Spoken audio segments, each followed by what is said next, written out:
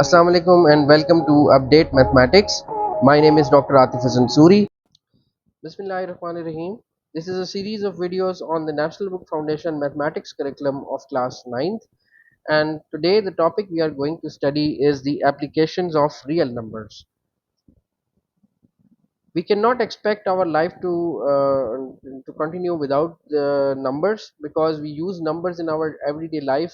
For example, in counting objects, for instance, books in the library, animals or birds at a farm, stock taking in inventory of a factory or shop. तो मसलन अगर हमारे पास कोई shop है और उसके अंदर हम ये देखना चाहते हैं कि कितने आइटम्स किसी चीज़ के अवेलेबल हैं, तो हम इन्वेंट्री जो है वो उसको काउंट करेंगे कि कौन सी आइटम जो है वो उसमें शॉर्ट हो गया और कौन सी आइटम अवेलेबल है. Secondly, we have to record daily temperature readings. हम रोज के हिसाब से ये देखना चाहते हैं कि हमारा आज का टेम्परेचर कितना है. Of course numbers are required to record temperatures. Third, we have to record gain और loss in business. then we use fractions and ratios and percentages to calculate the share of business partners. अगर कोई दो या दो से ज़्यादा business partners हैं किसी बिजनेस के, तो उनका जो है वो इन्वेस्टमेंट का शेयर कितना है और उनका प्रॉफिट और लॉस का शेयर क्या होगा वो हम कैलकुलेट करते हैं रेशोज और फ्रैक्शंस की मदद से. और इसी तरीके से जो जायदाद की तकसीम है उसके भी शेयर देखने के लिए we have to use the ratios and percentage. And last but not the least, we have the use of irrational numbers by engineers. They use these irrational numbers to compute the areas and volumes of different objects like cylinders, etc. Let us look at this example of the inventory of an oil company, which produces four types of oils in packing of 1 liter, 5 liter, and 10 liter. And the inventory is shown in this table. As you can see, 1 liter cooking oil pack 1 to 4, type 1 to 4, are available in 5,000 pack for each type. 5,000 of cooking oil 1, 5,000 packs of cooking oil 2, similarly 3 and 4. And similarly for the 5 liter packing, for cooking oil pack 1 and 2, from 1 to 4 we have 2,500 packs available for each of the types. And similarly for 10 liter packing, from cooking oil 1 to 4 we have 1,000 packs available for each of the types of cooking oil.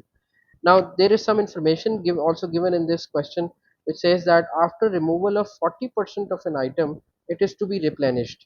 यानी इसका मतलब ये है कि किसी इनमें से किसी भी एक आइटम के अगर 40% रिमूव हो जाता है उसमें से, चाहे वो 1 लीटर का कुकिंग ऑयल पैक 1 हो या 2 हो या 5 लीटर का कोई हो, तो अगर उसमें से 40% आइटम जो है वो रिमूव हो जाते हैं इन्वेंट्री में से, तो 40% आइटम जो है या तो सेल आउट हो जाते हैं या इन्वेंट्री से रिमूव हो जाते हैं, तो वो उनको हमें रीस्टोर करना पड़ेगा. रिप्लेनिश का मतलब है रीस्टोर करना पड़ेगा.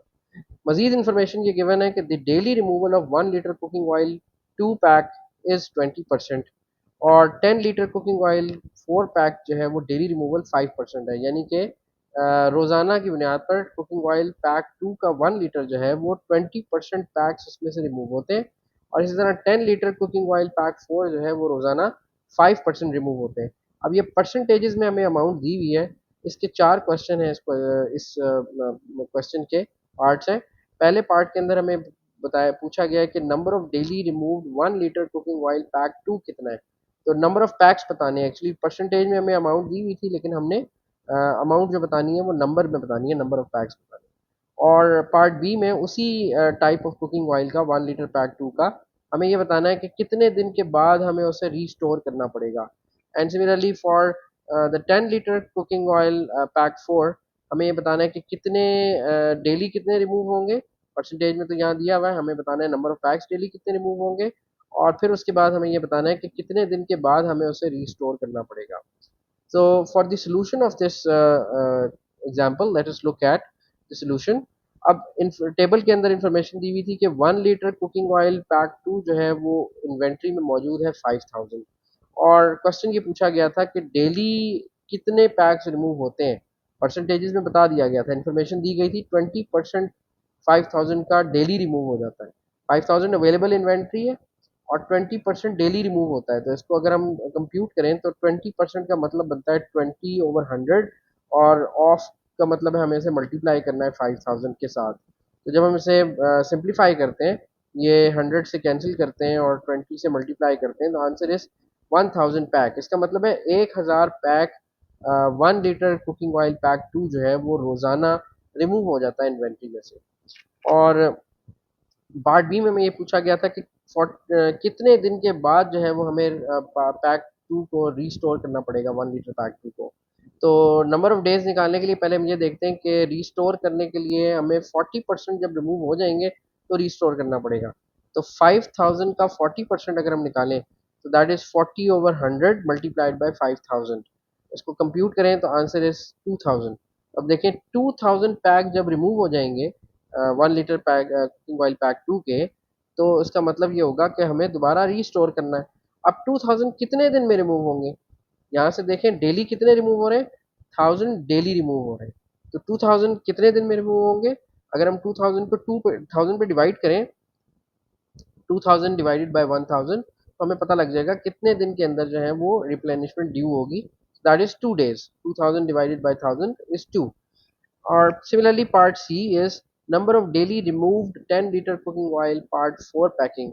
हमें परसेंटेज में बता दिया गया था 5% डेली रिमूव होता है, हमने नंबर बताना था। तो 1000 अवेलेबल है इन्वेंट्री में 10 लीटर कुकिंग ऑयल पैक 4 का। If you look at the inventory तो आप पैक 4 का जो है वो 10 लीटर का 1000, ये 1000 अवेलेबल है। तो हम क्या करते हैं 5% ऑफ 1000 निकाल लेते हैं। तो 5/100 multiplied by 1000 that is equal to 50। It means 50 packs every day are removed from the 10 litre cooking oil pack 4। और फिर हमें ये रिप्लेनिशमेंट ड्यू कब होगी, हम उसी तरीके से दोबारा से 40% निकाल लेते हैं इस 1000 का। 1000 अवेलेबल इन्वेंट्री है तो 40% of 1000 that means 40/100 multiplied by 1000 that is 400। इसका मतलब है 400 पैक जिस वक्त रिमूव हो जाएंगे इस टाइप ऑफ ऑयल के 10 लीटर के, तो हमें उन्हें रीस्टोर करना पड़ेगा। तो 400 पैक रिमूव होने के बाद रीस्टोर करना पड़ता है और डेली रिमूव होता है 550।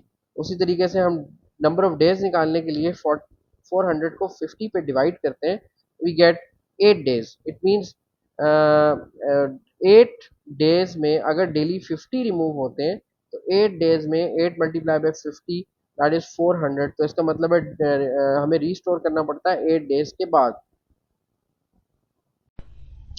Now related to this example and this topic, we will solve exercise 1.3 of this book.